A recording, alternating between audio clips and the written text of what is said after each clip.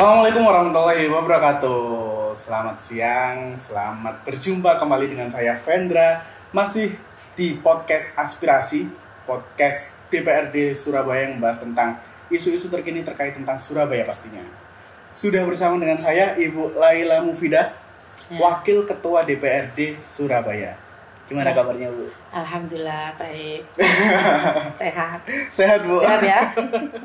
Mudah-mudahan sehat lahirnya, batinnya, dan sehat duit dan dompetnya. Sehat duit dan dompetnya. Amin, Bu. Saya amin, Ibu, kalau yang ini.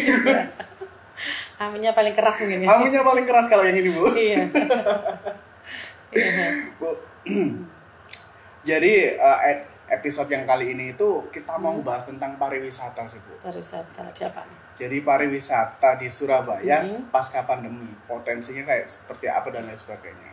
Karena seperti yang kita ketahui ya, Bu, di era kepemimpinannya Pak Eri Cahyadi ini kan ada beberapa spot-spot pariwisata baru, mulai dari apa itu namanya Tunjungan Romansa, terus Kia-Kia di Kembang Jepun mulai dihidupkan kembali, ada juga Romo Kalisari Adventureland, terus juga yang baru saja kemarin kita hadir bersama Parade Juang, Bu. Iya kan, Parade Juang kemarin itu kan, wah keren banget kan, Bu. Luar biasa. Iya kan. Bahkan dengar-dengar kan Parade Juang itu juga mau dijadiin event nasional, Bu. Iya, betul. Kalau nggak salah. Iya. Tuh. Nah, pendapat Bu Laila kayak gimana, Bu, terkait tentang itu? Ya, kalau menurut saya, ya yang pertama adalah mengapresiasi ya dari pemerintah Kota Surabaya yang sudah mulai menghidupkan kembali wisata yang ada di Surabaya, juga UMKM-nya, ya itu memang prioritas utama. Kalau masalah Parade Juang, memang kita ini kan sebagai kota pahlawan dan kemarin sudah dihadirkan ya tontonan kolosal yang begitu meriah ya, benar-benar maksimal. Kami juga mengusulkan pada Pak Wali Kota agar ini juga dibuat film, film bisa menginspirasi mungkin daerah-daerah yang lain. Ya saya sempat gejolaki ke Pak Wali Kota, ya Pak bisa menginspirasi. Bapak kan bukan artis, kan banyak pimpinan daerah yang lain kan artis, tapi kan belum tentu bikin film gitu loh. Surabaya ayo Pak didahului, insya Allah nanti 2023 akan dibikin film yang ceritanya panjang, yang 1,5 jam. Kalau yang selama ini kan Kusno ya, Kusno itu cuma cerita pendek aja. Betul. Itu dan dapat penghargaan juga dari untuk Pak Wali Kota. Depan mungkin ini sudah diprogramkan tahun 2023 dibikin film. Ya. Dan akan banyak yang dilibatkan untuk main di dalam situ. Siapa aja, Bu? Termasuk DPRD. Ini. Tapi nggak tahu perannya apa nanti. Tapi dari elemen DPRD siap ya, Bu, untuk beradu acting nih. Parade Juang. Iya, beradu acting ya. Sekarang ini lagi mulai, Mas, ngawal-ngawali untuk ya. Ini sudah kita mulai biar nggak demam di panggung fashion. Oke. Iya, dilibatkan kemarin saya pimpinan dilibatkan untuk fashion show. Oke, di atas iya, ini itu dengan memakai batik Surabaya itu. Lah kedepannya nanti Insya Allah mungkin tanggal 24 Hari Ibu. Oke. Nah, itu mau ada fashion show juga. Untuk umum kah? Ya, mungkin untuk OPD, Dewan, para camat. Para camat. Iya. Oke. Itu. Wah, keren juga nih. Pokoknya luar biasa lah Surabaya sekarang ini. Dari wisata, dari sudah melihat semuanya. Iya, Bu. Bu, selain Parade Juang kan dengar-dengar Rujak Ulek juga mau dijadiin event nasional nih. Ya harus itu. Nah, memang potensinya sebesar itu Bu, kok sampai di dilirik untuk dijadiin event nasional kayak gitu. Ya iyalah, kan Rujak Ulek itu adalah ikonnya kota Surabaya. Termasuk juga batik yang sekarang lagi semangat. Betul. Ya, betul. Itu juga mulai digiatkan, mudah-mudahan nanti kedepannya batik kita ini semakin maju, juga mendunia ya, ke internasional. Kalau sudah dipakai artis kan kemarin ada konsernya Kahitna, para penyanyi-penyanyi juga pakai batik Surabaya yang banyak motifnya, ada sparkling, ada apa Surabaya ya cantik dan lain sebagainya itu. Iya sih. Kalau saya yang kemarin ke Hina itu jujur saya nggak nonton Bu. Oh waduh sayang. Saya kehabisan tiket. Apa bagus loh kemarin itu desain batiknya. Cuma waktu yang ini apa namanya grand finalnya Cakning Surabaya itu kan juga ada parade batik Surabaya juga. Iya. Itu saya lihat. Itu Cakning, keren-keren banget. saya nggak hadir. Karena saya ada pengajian sama kayak Anwar saya. Itu. Iya keren-keren. Ini sudah Bu Wali Kota sebagai Ketua Ranasda Kota Surabaya kemarin juga menyampaikan ini mau ada hari Ibu, Bu kita mau ada acara. Ya kebetulan tadi juga sama desainernya juga Betul. sudah mau ya kita persiapkan ya untuk kostumnya. Semangat Mas. Jadi ya kita belajar kayak Ariel Tatum gitu loh. Ya cantikan ibu-ibu di DPRD lah daripada Ariel Tatum jauh. Oke, balik lagi deh Bu, terkait tentang potensi pariwisata di Surabaya. Ada banyak spot-spot baru ya kan. Tapi kalau menurut Bu Laila sendiri masih ada PR nggak sih Bu yang harus dilakukan oleh Pemkot Surabaya untuk bisa lebih memajukan lagi wisata di Surabaya ini? Banyak sekali. Apa aja itu? Iya, termasuk kita yang sering kali untuk memberi masukan kepada para OPD terkait wisata itu memang sering, termasuk sebelah kita kan ada ya yang namanya Susur Kalimas. Iya. Itu juga masih dalam antrian enggak kan gitu. Dulu semangatnya sampai saya ini sampai sekarang kita walaupun tetanggaan kita belum pernah karena saking antrinya untuk beli tiket. Nah, saya waktu itu kita usulkan, tolong dong ditambah armadanya. Ya. Kita usulkan mungkin 10 tapi yang datang 2 kayak gitu. Terus ada lagi susur yang diteruskan kan sampai di mana itu. Nah, jangan sampai yang ini sudah jalan, ini terus turun karena kurang perhatian dari mungkin sarprasnya dan lain sebagainya ya, SDM-nya atau mungkin tenaganya yang kurang. Nah, untuk itu yang di mana juga baru di Romo Kalisari itu ya juga, terus di Mangrove itu juga ya, itu juga kita kasih masukan untuk akses jalannya ke sana itu apa sudah dipersiapkan. Terus untuk wahananya biar menarik untuk perhatian para pengunjung itu juga harus dipersiapkan secara matang. Nah ini jangan sampai setengah-setengah gitu loh, ini nggak maksimal jalan tapi akhirnya pindah lagi ke itu sudah kita ingatkan untuk OPD terkait agar tetap memperhatikan yang sudah jalan dan yang akan mau direalisasi itu. Iya sih. Tuh. Ya. Artinya infrastruktur aksesnya ke sana juga ya Bu, itu juga perlu perhatian juga ya Bu. Iya. Contohnya kayak yang ini, yang di bawah tanah itu. Ketika tahun kemarin kalau nggak salah ya, waktu hari Natal, tahun baru kan sampai ribuan berapa? 1.500 pengunjung kan. Tapi di situ kan sih belum siap ya untuk prasarannya belum terpenuhi sehingga rusaknya sempat ditutup sebentar kan karena saking beludaknya karena memang masyarakat sudah kangen untuk 2 tahun pandemi jadi nggak bisa kemana-mana sekarang wajar lah kalau mereka ini sudah merindukan yang namanya untuk jalan-jalan ya tunjungan romansa yang begitu ramai betul ya. Jadi memang antusiasnya masyarakat itu gede banget. Nah untuk mengakomodir antusias yang besar sekali itu tadi ya benar-benar harus dipersiapkan semua infrastrukturnya. Termasuk ininya nggak sih Bu transportasi publik yang bisa menjangkau ke tempat-tempat wisata gitu? Nah ya ini kalau ke tempat wisata ini memang perlu kayak contohnya di Mangrove kan agak berjauhan ya dengan ini lokasi ya kalau bisa ada shuttle lah diusahakan shuttle ya nanti itu biar nggak pengunjung itu juga nggak terlalu untuk ke wahana satu dengan yang lain nggak terlalu kalau memang nggak bisa terlalu jauh dijangkau ya kalau di yang di HP Kenjeran kan saling berdekatan ya itu pun sudah alhamdulillah sudah agak bagus walaupun sekarang kayaknya ada setelah peremajaan itu ada kemunduran kayaknya di tiket dulu pakai ini ya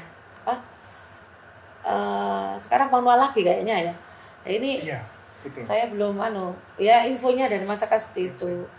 Ya ini kan nanti kalau seperti itu kalau manual kan takut ada kebocoran seperti itu. Kalau saya kebetulan baru beberapa minggu lalu itu nyoba yang di Perahu Kalimas ini, Bu. Iya. Tak lihat di website itu, ya tiket untuk digitalnya itu hanya wisata Kalimas, terus museum-museum mangrove itu nggak ada sih, Bu, di tiketing gitu. Kayaknya ya benar katanya Ibu tadi, kayaknya balik lagi ke manual lagi sih, Bu.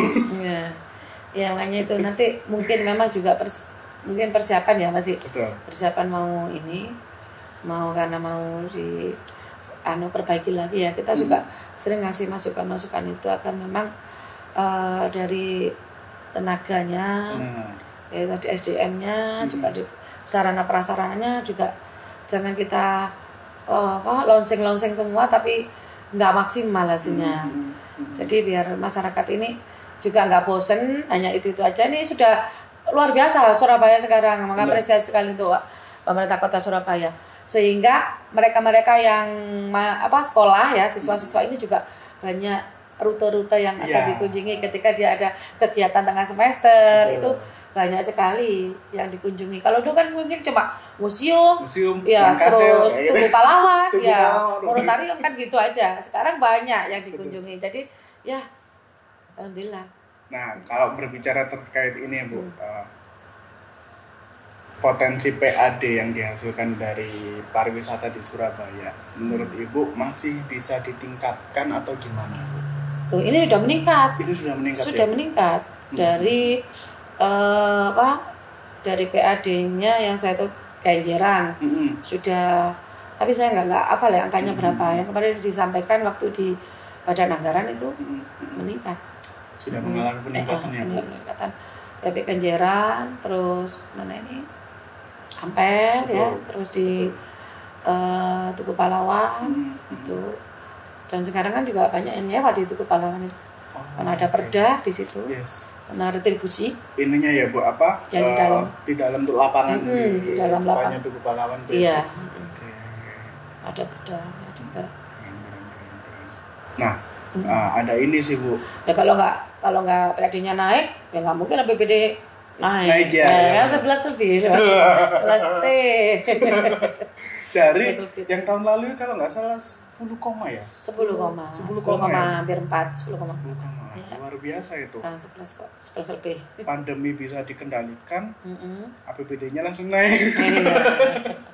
Berkah lah untuk Surabaya. Betul. Berkah untuk Surabaya. Nah, kemarin tuh juga ada ini, Bu, teman-teman saya yang dari luar kota itu, ya kan, waktu mereka kesini terus ya kalau di luar kota itu kan yang namanya masih menggaungkan kayak taman-taman yang ada di Surabaya, Taman Bungkul dan lain sebagainya kayak gitu.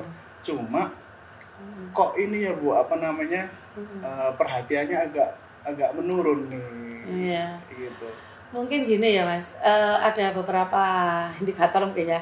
Menurut memang taman memang kita juga sering lah ngasih masukan juga untuk diperhatikan lagi. Paling tidak yang belum dipotong-potong. Jangan hanya di tengah kota. Yang harus diperhatikan juga yang di dalam-dalam. Itu kan banyak. Itu juga harus diperhatikan lagi. Karena sekarang mungkin saking banyaknya sudah yang pusat perhatian tidak hanya di wisata, mungkin di kulinernya, ya, di SKG itu mungkin, jadi pengalian itu bisa jadi di taman itu berkurang sehingga ke wisata-wisata yang lain itu. Sama saya usulkan juga kepada Pak Wali Kota, Surabaya Kria Gallery itu kan memang pusat oleh-olehnya Surabaya. Ya, tapi kalau menurut saya yang ada di MER ini memang kurang kurang strategis, kurang representatif kalau menurut saya. Karena di situ itu tempat parkirnya itu agak otomatis kalau bus nggak bisa, mesti makan badan jalan, kan gitu. Nah, terus di lantai atas itu di lantai 3 kalau saya itu tempat ngopi, tempat kafe, kan nggak cocok, Mas. Kalau misalnya kalau itu rame di bawah untuk tempat ngopi itu mungkin agak rame. Terus barang-barangnya di sana sudah saya beri masukan juga pada Bu Wali selaku Ketua Dekranasda Kota Surabaya untuk dibanyakin proyeknya. Ya, saya paling protes itu ketika saya ke sana ke SKG, saya foto bajunya kan kecil-kecil ukurannya batiknya di sana yang sudah jadi. Bu, ini ukurannya kok begini tok ya? Saya nggak ada ukuran di sana. Ukuran cari yang ukuran saya nggak ada gitu loh. Siap. Nanti saya bikinkan khusus untuk ukurannya Bulela gitu. Jadi dibanyakin. Terus alhamdulillah ini di Siola yang bawah ini kan sudah ada. Tapi juga gitu, kayaknya masih terbatas gitu loh. Nah, saya juga kemarin sempat sama UMKM-nya komunikasi, ternyata kenapa ini kok masih sedikit ya? Ya kadang kita ini mau setor itu udah cukup gitu ya. Nah, ini mungkin yang perlu dikejar lagi supaya biar banyak ya yang kan nggak semuanya ukurannya sabur ini Mas, ukuran saya mungkin banyak. Telepolo saya ya. juga Iya, terus badik ya laki mungkin kurang jadi kalau toh memang itu tidak. Terus untuk ini Mas, penyambutan inilah apa pelayanannya. Oh iya betul. Pelayanannya ini harus jemput jemput bola gitu ya. Maksudnya kita mau tanya, ibu mau apa gitu kan. Jadi nggak sendiri kamu di tanah. Jadi kita ini biar kita kesana kan juga bukan kita sebagai dewa gitu kan, tapi kan sebagai orang biasa kesana. Ya sempat ada masukan dari Burani, kayaknya kurang kurang ramah ya. Ini apa? Itu masukan lah nanti untuk wali kota.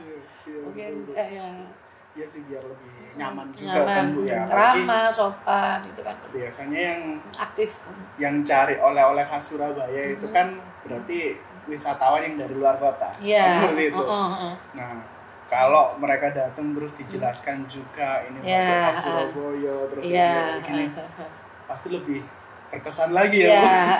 Dan itu juga untuk kehati-hatian juga sih untuk yang di SKG mungkin dari dinas ini ya, dari dinas perdagangan ya dia untuk ngecek juga untuk kadaluarsanya ya agar supaya tidak kejadian lagi seperti yang kemarin itu ya.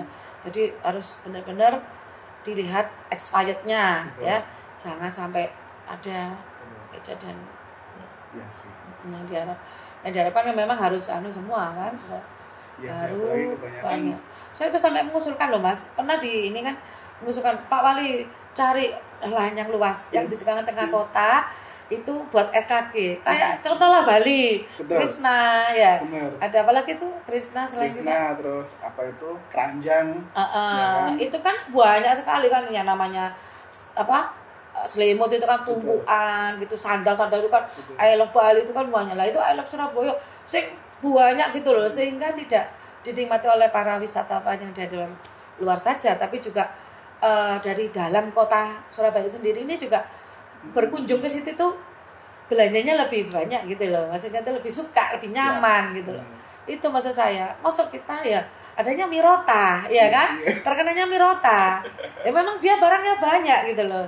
Nah saya sudah sarankan itu kepada Bu Wali agar untuk memperbanyak ini juga biar menarik wisatawan banyak tempatnya lebih luas, karena kita ini kan kunjungannya para DPRD dari kota-kota kabupaten yang lain itu masih tanya di mana ya gitu kan, di mana ya, kalau kita kadang masih ya di SKG barangnya Mbak Didik gitu kan juga beban gitu ya. Terus akhirnya kita sudah tahu mana badik-badik yang ada di Surabaya sudah punya, jadi nanti kalau misalnya ada tamu gitu bisa kita dan alhamdulillah Bu Wali juga di situ menyediakan batik-batik yang murah yang bisa dijangkau untuk belinya kita.